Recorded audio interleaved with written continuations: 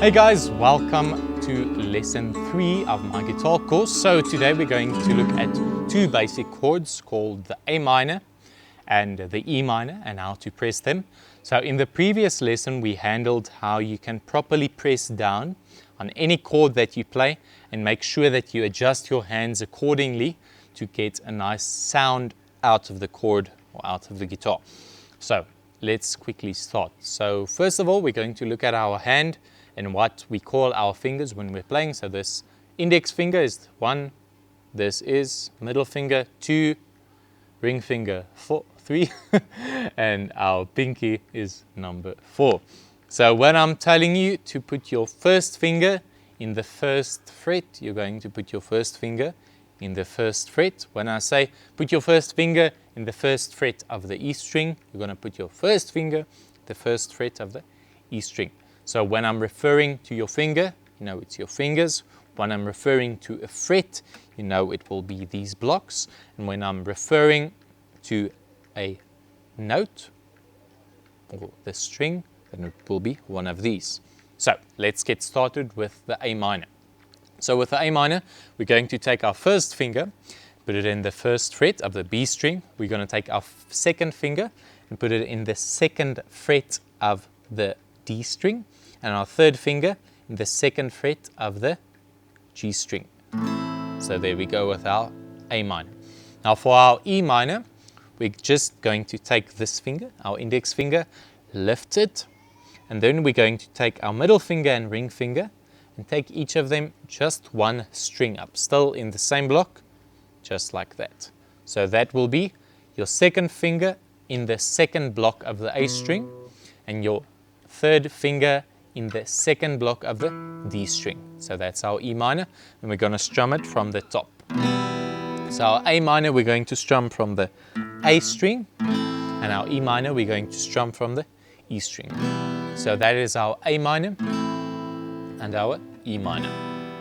Now that we understand how to press these chords, let's quickly look at how we read a chord diagram. So the chord diagram has 6 vertical lines, and depending on what chord it is, it has horizontal lines as well.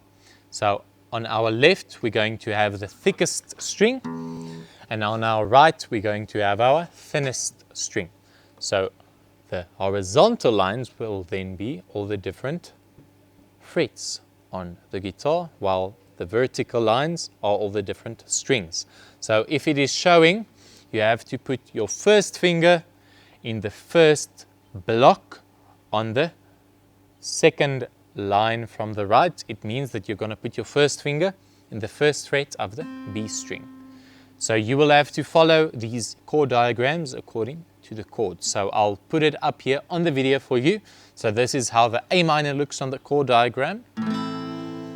And this is how the E minor looks on the chord diagram. There we go. Okay, now that we have these basic chords down and how to read the chord diagram, let's quickly look at how we can strum. So first of all, the basic strumming pattern is just going to be to let them ring out. So I'm just going to count with them. 1, 2, 3, 4, 5, 6, 7, 8. 1, 2, 3, 4, 5, 6, 7, 8. That is just basic. But what I'm going to do is I'm going to let us play eighth notes when our metronome is playing the quarter notes. So all that it's going to do is we're going to play double what the metronome is playing. So when the metronome is playing 1, 2, 3, 4, we're going to play 1, 2, 3, 4. So we're playing 2 downstrokes for every one of the metronome's hits. So it will sound like this. If we're doing it for 8 bars, 1, 2, 3, 4, 5, 6, 7, 8. 1, 2, 3, 4, 5, 6, 7, 8. So please just concentrate on where you're actually playing, because if you're going to play the A minor on the E string, it's going to sound like this. It doesn't sound very pleasant. On the E string, you can play all of them. Don't worry about that one. So just make sure that you're starting on the A. So this is how it's going to sound.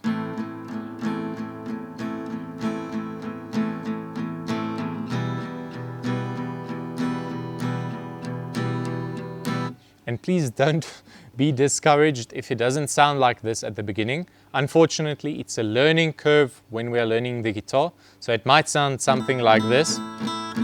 But don't get discouraged. If you're struggling with gripping and pressing down on the guitar, you can go back to my previous video where we handled this, where we talked about how you can grip and press your strings properly.